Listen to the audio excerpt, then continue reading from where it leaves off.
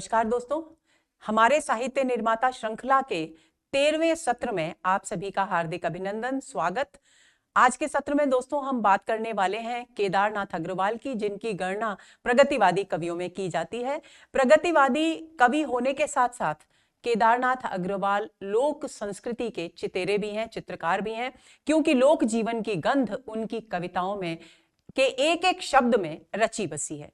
तो चलिए शुरू करते हैं आज का सत्र। सबसे पहले जीवन परिचय।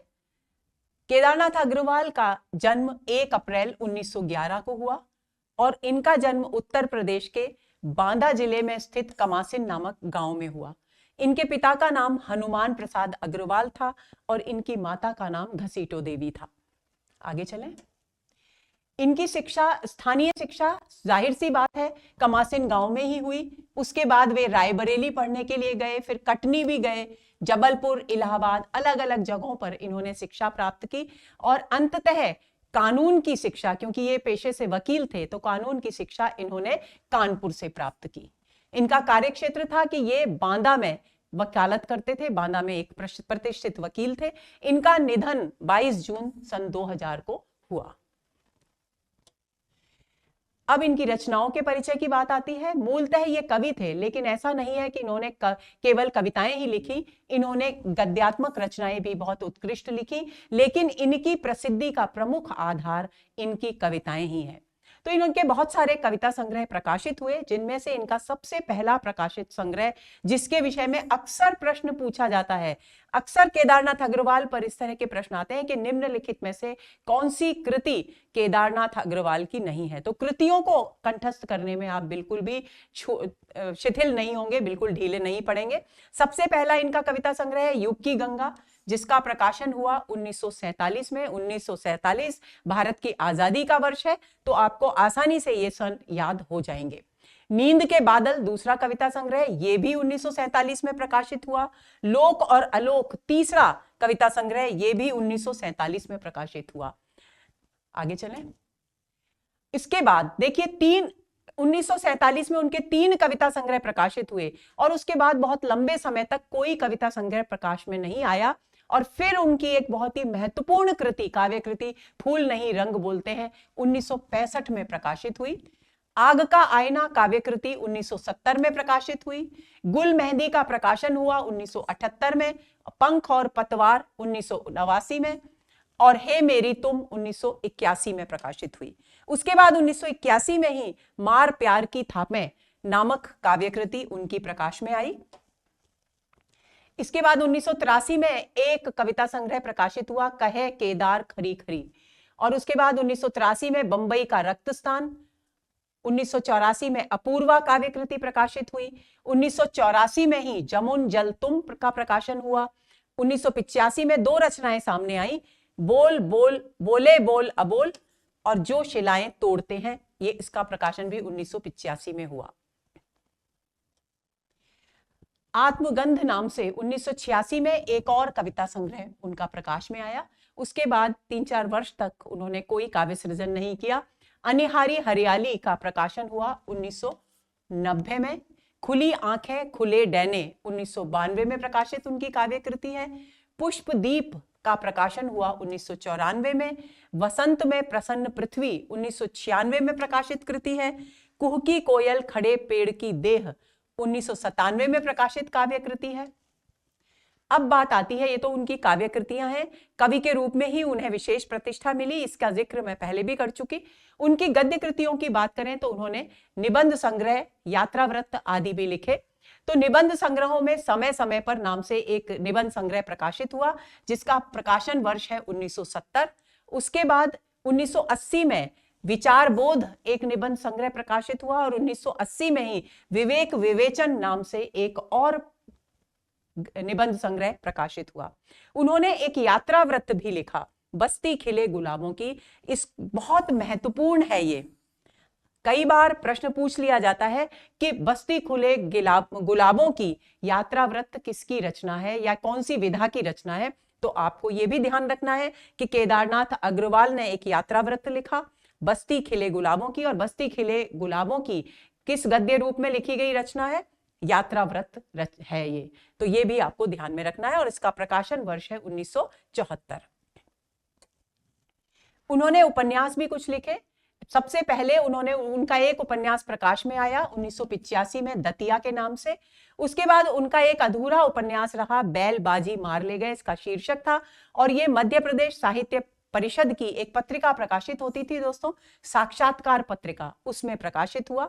उसके बाद एक तीसरा उपन्यास और सामने आया, चेता नैया खेता, जिसका प्रकाशन वर्ष स्पष्ट रूप से ज्ञात नहीं है। अब कुछ एक महत्वपूर्ण बिंदु हैं केदारनाथ अग्रवाल के विषय में, जिन्हें अगर हम नहीं जानेंगे तो उनके विषय में हमारी जानकारी निश्चित रूप से अधूरी रहेगी। प्रगतिवादी विचारधारा के अंतिम दौर के कवि हैं ये। बहुत ही महत्वपूर्ण बात, कौन सी विचारधारा के कवि हैं? प्रगतिवादी विचारधारा के, लेकिन शुरुआती दौर के नहीं, अंतिम दौर के कवि हैं। सूक्ष्म मानवीय संवेदनाओं, प्रगतिशील चेतना और सामाजिक परिवर्तन के पक्षधर कवि हैं। अब आपको क्या ध्यान रखना है, अंतिम दौर के कवि होने का मतलब क्या है? प्रगतिवाद जब अपने अवसान पर था और प्रयोगवाद जन्म ले रहा था, विकसित हो रहा था, उस दौर में केदारनाथ अग्रवाल ने का उदय हुआ। उस दौर में उन्होंने अपना सृजन किया, काव्य सृजन किया। तो जाहिर सी बात है दोस्तों कि उनमें प्रयोगवादी रचनाएं भी शामिल होंगी और प्रगतिवाद का के प्रभाव से युक्त रचनाएं भी शामिल होंगी। तो यही कारण है कि उनमें सूक्ष्म मानवीय संवेदनाएं भी है, सामाजिक परिवर्तन का के पक्षधर कवि के रूप में भी वो अपनी रचनाओं में उभरकर सामने आते हैं। यानी जो प्रगतिशील चेतना के महत्वपूर्ण बिंदु हैं, वो सब उनकी कविताओं में दिखाई देते हैं। पिता से उन्हें साहित्यिक संस्कार प्राप्त हुए, क्योंकि वे यानी उनके पिता ब्रज भाषा में कविताएं लिखा करते थे। तो पेशे से वकील होने के बावजूद संस्कार इतने प्रबल हुए कि उन्होंने काव्य सृजन प्रारंभ कर दिया, साहित्य सृजन प्रारंभ किया। उनके पिता का एक मधुरिम नाम से एक कविता संग्रह भी प्रकाशित हुआ था। उनके काव्य में ग्रामीण परिवेश, क्योंकि ग्रामीण जीवन से उन्हें विशेष लगाव था, ग्रामीण संस्कृति से, लोक जीवन से उनका गहरा लगाव था। यही कारण है उनकी कविताओं में ग्रामीण परिवेश और लोक जीवन का चित्रण बहुत सुंदर रूप में दिखाई देता है। एक कविता है दोस्तों उनकी, चंद्र गहना से लौटती बेर, और उसमें उन्होंने सरसों के खेतों का और उसमें उगे हुए चने के पौधों का, सरसों के पौधे और चने के पौधों का कितना खूबसूरत वर्णन किया है कि मैं उसे आपको सुनाए बिना अपने आप को रोक नहीं पा रही हूं। वे लिखते हैं, आपको पता चलेगा कि किस तरह का ग्रामीण परिवेश है कि वो चंद्र ग्रहण देख करके लौट के खेत की मेड़ पर बैठे हैं और पूरे प्राकृतिक सौंदर्य को, ग्रामीण परिवेश को निहार रहे हैं। और वे लिखते हैं, यह बीते भर का ठिगना सा चना, बांधे मुरैठा शीश पर, छोटे गुलाबी फूल का सजकर खड़ा है। उम्मीद मतलब वो दृश्य ऐसा अंकित करते हैं कि चना, उसमें गुलाबी रंग का फूल है और उस गुलाबी रंग का फूल मानो चना एक दूल्हा है और उसने गुलाबी रंग की पगड़ी बांध रखी है। फिर वो सरसों का चित्रण करते हैं, और सरसों की न पूछो, हो गई सबसे सयानी, हाथ पीले कर लिए हैं, ब्याह मंडप में पधारी, देखता हूं मैं स्वयंवर हो रहा है। यानी इतना सुंदर ग्रामीण चित्रण, इतना सुंदर लोक जीवन का चित्रण, इतना सुंदर बिंब प्रयोग और इतना सुंदर लोक संवेदना केदारनाथ अग्रवाल के अतिरिक्त अन्य किसी कवि में दुर्लभ ही दिखाई देती है। तो आपको यह ध्यान रखना है कि ग्रामीण परिवेश का चित्रण मतलब प्रगतिशील चेतना के साथ साथ एक और खास विशेषता है उनके काव्य की कि ग्रामीण परिवेश और लोक जीवन पूरी खूबसूरती के साथ वहां चित्रित हुआ है। इलाहाबाद विश्वविद्यालय में जब वे शिक्षा प्राप्त कर रहे थे तब उनका परिचय हुआ शमशेर बहादुर से और नरेंद्र शर्मा से, और उनकी घनिष्ठ मित्रता हो गई। शमशेर बहादुर भी प्रगतिशील चेतना के कवि हैं, उन पर भी हम आगे के सत्रों में बात करेंगे। और इन सबसे, यद्यपि वे कानून की शिक्षा प्राप्त कर चुके थे, इन सबसे घनिष्ठता के कारण उनके जो साहित्यिक संस्कार थे वो और अधिक विकसित हुए, उनका साहित्यिक रुझान बढ़ा। 1972 में बांदा में उन्होंने प्रगतिशील लेखक संघ के सम्मेलन का आयोजन किया। ये उनकी प्रगतिशील चेतना को अभिव्यक्त करता है ये सत्य। कविताओं में प्रमुखतः जन सामान्य के संघर्ष और प्रकृति सौंदर्य का चित्रण है, इसकी चर्चा हम कर चुके। जन सामान्य का संघर्ष क्योंकि वे प्रगतिशील चेतना से युक्त थे, और प्रकृति सौंदर्य इसलिए क्योंकि वे ग्रामीण जीवन के चितेरे थे, लोक जीवन से उन्हें विशेष लगाव था। ग्रामीण जीवन में पल रहे मानवीय प्रेम, श्रृंगार, समाज में व्याप्त शोषण और संघर्ष का उनकी कविताओं में सूक्ष्म चित्रण किया गया है। यानी दोनों बिंदु यहां मिल गए हैं, प्रगतिवादी चेतना और प्रकृति सौंदर्य, ये दोनों आकर के केदारनाथ अग्रवाल के काव्य में ऐसा अद्भुत सामंजस्य स्थापित करते हैं कि देखते ही बनता है। पहला कविता संग्रह उनका युग की गंगा मार्च 1947 में प्रकाशित हुआ। 1973 में फूल नहीं रंग बोलते हैं कृति पर उन्हें केदारनाथ अग्रवाल को कौन सा पुरस्कार मिला? सोवियत लैंड नेहरू पुरस्कार मिला, यानी वे सोवियत लैंड नेहरू पुरस्कार से सम्मानित किए गए। हरिवंश राय बच्चन को भी यह सम्मान मिला था और अनेक साहित्यकारों को यह सम्मान मिला। 1986 में मध्य प्रदेश साहित्य परिषद द्वारा उन्हें तुलसी सम्मान से भी विभूषित किया गया। 1986 में उनकी काव्यकृति एक अपूर्वा नाम से प्रकाशित हुई थी। 1986 में इस अपूर्वा कविता संग्रह के लिए उन्हें साहित्य अकादमी पुरस्कार से सम्मानित किया गया। बहुत ही महत्वपूर्ण बिंदु है, ध्यान रखना है आपको। 1990-91 में मध्य प्रदेश शासन द्वारा उन्हें मैथिली शरण गुप्त सम्मान से विभूषित किया गया। यानी बहुत अधिक सम्मान उन्हें प्राप्त हुए अपने जीवन काल में। कोई भी ऐसा सम्मान नहीं था उस समय का जो प्रतिष्ठित सम्मान था जो उन्हें प्राप्त नहीं हुआ हो। 1993-94 में बुंदेलखंड विश्वविद्यालय से डीलिट की मानद उपाधि भी उन्होंने प्राप्त की। यानी उन्हें उनके प्रति बुंदेलखंड विश्वविद्यालय ने उनके प्रति सम्मान अभिव्यक्त करने के लिए उन्हें 1993-94 में डीलिट की मानद उपाधि प्रदान की। हिंदी साहित्य सम्मेलन प्रयाग में उन्हें साहित्य वाचस्पति की उपाधि से सम्मानित किया गया।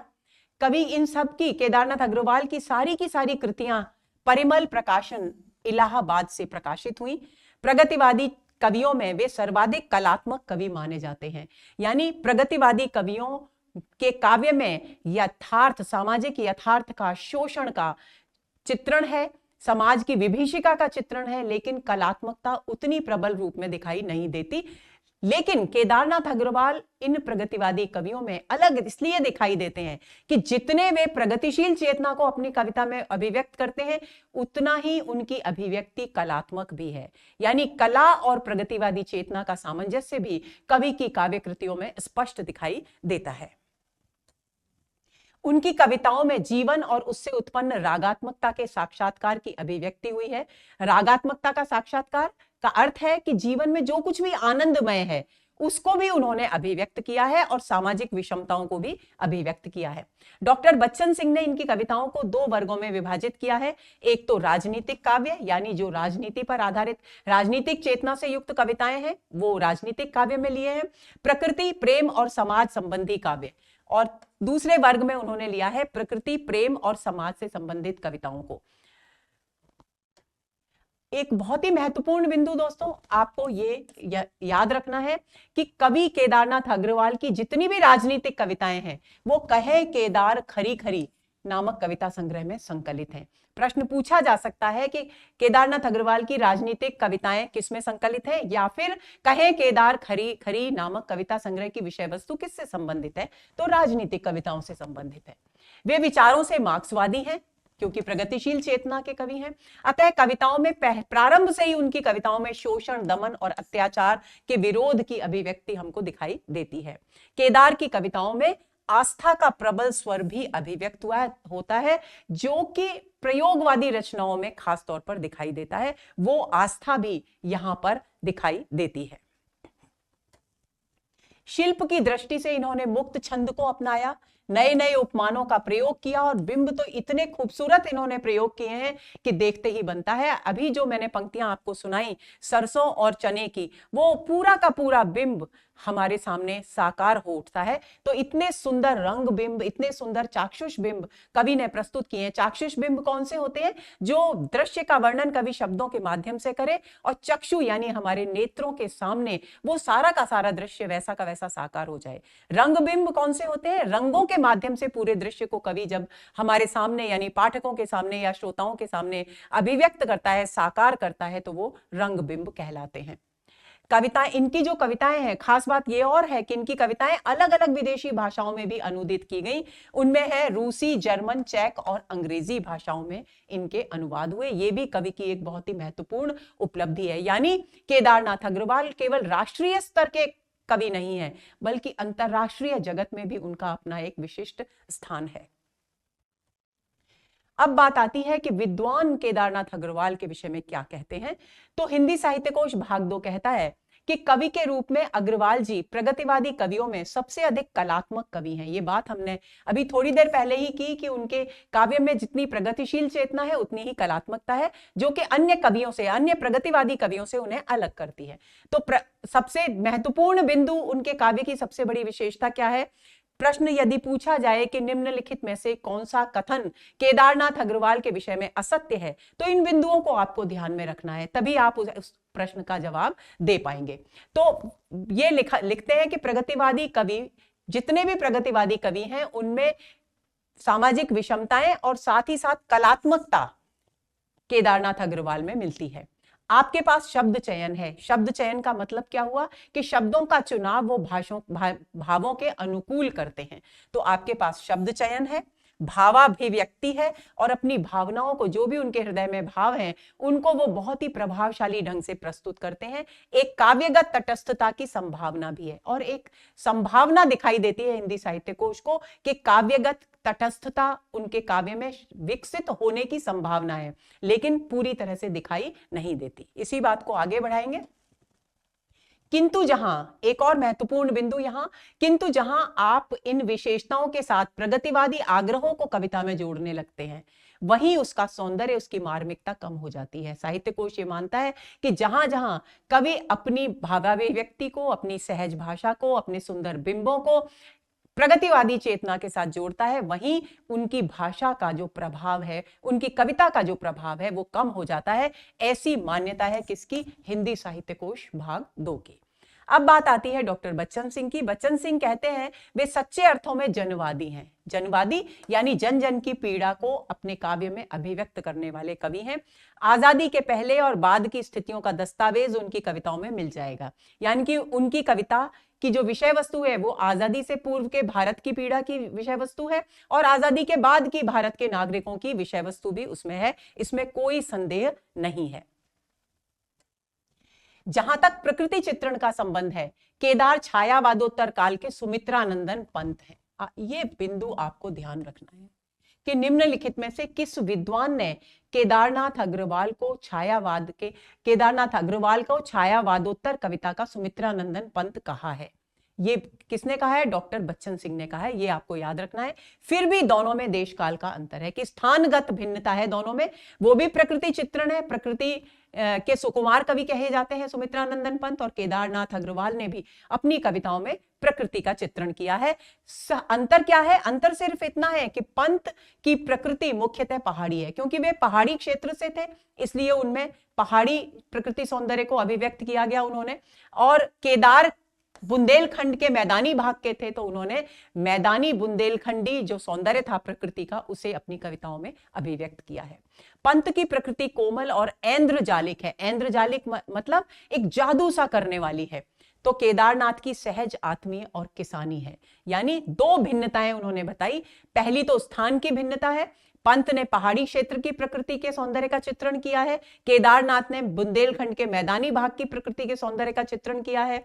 पंत की प्रकृति कोमल और जादू कर देने वाली है, चमत्कार से परिपूर्ण है, तो केदारनाथ की प्रकृति चित्रण जो है वो सहज आत्मीय, यानी अपने आप पाठकों के साथ एक रिश्ता कायम कर लेने वाला, और किसानी है, यानी किसानी ग्रामीण परिवेश की प्रकृति को उन्होंने अधिक अभिव्यक्त किया है। दोस्तों, ये हुआ हमारा आज का सत्र, जिसमें हमने केदारनाथ अग्रवाल, जो प्रगतिशील चेतना के अंतिम दौर के कवि माने जाते हैं, उनकी साहित्यिक योगदान पर चर्चा की, उनकी काव्यगत विशेषताओं पर बात की, और ये जाना कि अलग अलग विद्वान उन्हें किस रूप में देखते हैं, उनकी कविताओं की कौन सी विशेषताएं उन्हें आकर्षित करती हैं, और क्या कुछ उन्हें अन्य कवियों से उनमें भिन्न मिलता है। तो अगले सत्र के इंतजार में रहिए। नमस्कार।